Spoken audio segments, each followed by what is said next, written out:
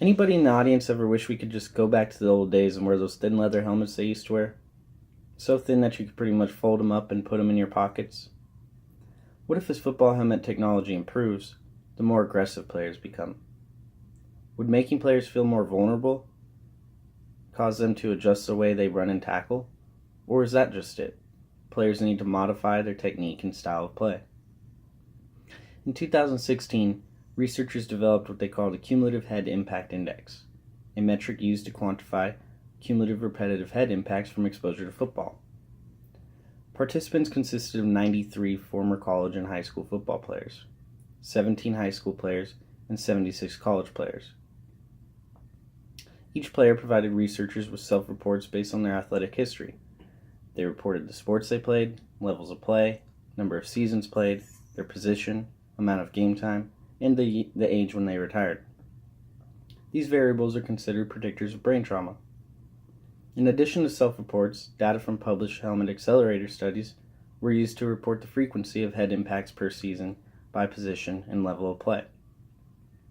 For those of you that don't know, helmet accelerators are devices that extend around the player's helmet and are used to estimate how hard and frequent players experience blows to the head. So here's an example to give you all an idea of what this means. Bob was a linebacker. He played 4 seasons of college football and played 85% of downs. We then go over to the data collected from helmet accelerator studies and see that linebackers average 685 impacts per season. So now that we have our numbers, we take 85% of playing time, multiply that by 685 impacts per season, and times that by 4 seasons. This gives us a CHII of 2,329. So what do we do with this information and what does it mean? Well, as you can imagine, the more seasons played and the more playing time resulted in a higher CHII. After conducting more self-reports and surveys to assess memory, mood, and other cognitive functions, researchers concluded that the risk of developing impairments increases with more exposure to football. Less than a month ago, residents in Glendale, Arizona were struck with tragedy. Carlos Sanchez, a 16-year-old linebacker, passed away due to what medical examiners listed as blunt force trauma. Apparently, he went for a block, took a shot, fell to the ground, and hit his head. You see, Carlos also played running back for his team, more playing time. And according to the helmet accelerator studies, running back and linebacker are placed second at the high school level when looking at the average amount of impacts experienced per season. So how do we stop the prevalence of 16-year-old children from dying on the football field? How do we stop professional athletes from committing suicide or even committing murder?